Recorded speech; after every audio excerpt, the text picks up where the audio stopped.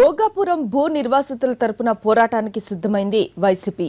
ప్రభుత్వం బలవంతంగా రైతుల నుంచి భూముల్ని ఎలా లాక్కుందనే విషయాన్ని ప్రజల్లోకి తీసుకుని వెళ్లాలని డిసైడ్ అయ్యారు వైసీపీ అధినేత జగన్.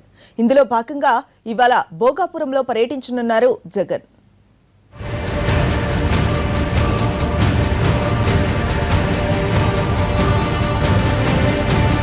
వరుసగా పరామర్శ యాత్రలు, దీక్షలు, ధర్నాలతో జనంలో ఉంటున్న వైసీపీ అధినేత జగన్ ఈసారి భోగాపురం భూ నిర్వాసితుల పక్షాన పోరాటానికి సిద్ధమయ్యారు. అంతర్జాతీయ విమానాశ్రయానికి ప్రభుత్వం చేసిన భూసేకరణ అప్రజాస్వామికమని విమర్శిస్తున్నారు జగన్. భూసేకరణతో నష్టపోయిన వారికి భరోసా కల్పించడానికి ఈవేళ భోగాపురంలో పర్యటించనున్నారు జగన్. 22వ తేదీ నాడు ప్రధానమంత్రి గారు రాష్ట్రానికి వస్తున్నారన్న విషయాన్ని పత్రికలో చూస్తున్నాం. ప్రభుత్వం పెద్దలు చెప్తున్నారు. ఆ రోజు నాడు స్వయంగా ప్రధానమంత్రి ఈ విషయంపై ఒక ప్రకటన చేసేటట్లు మరి పరిణామం ఉండాలని మీ ద్వారా రాష్ట్ర ప్రజానికాన్ని కోరుతున్నాం. ఈ సందర్భంగా కూడా గతంలో రాజధాని ప్రాంత రైతుల నుంచి బలవంతపు భూసేకరణకు వ్యతిరేకంగా చేసిన ఆందోళనతో మంచి ఫలితం సాధించింది వైసీపీ. ఇప్పుడు అదే స్ట్రాటజీతో భోగాపురంలో సర్కారుపై సమరానికి సిద్ధమవుతోంది.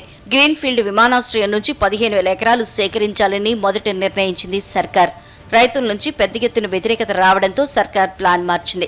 6,000 ఎకరాల్లో విమానాశ్రయం నిర్మాణానికి ప్రణాళికలు సిద్ధం చేసింది. అయినా రైతులు మాత్రం భూములు ఇచ్చేందుకు నిరాకరిస్తూనే ఉన్నారు. అంతేకాదు సర్వే అధికారులకు ఎదురు తిరిగి వెనక్కి పంపించారు రైతులు. ఈ పోరాటాన్ని తమకు అనుకూలంగా మార్చుకునే పనిలో పడింది వైసీపీ. అభివృద్ధి పేరుతో పంట పొలాల్ని లాక్కుంటున్నారని, రైతుల జీవితాల్లో చీకట్లు నింపుతున్నారని సర్కార్పై మండిపడుతోంది ఆ పార్టీ.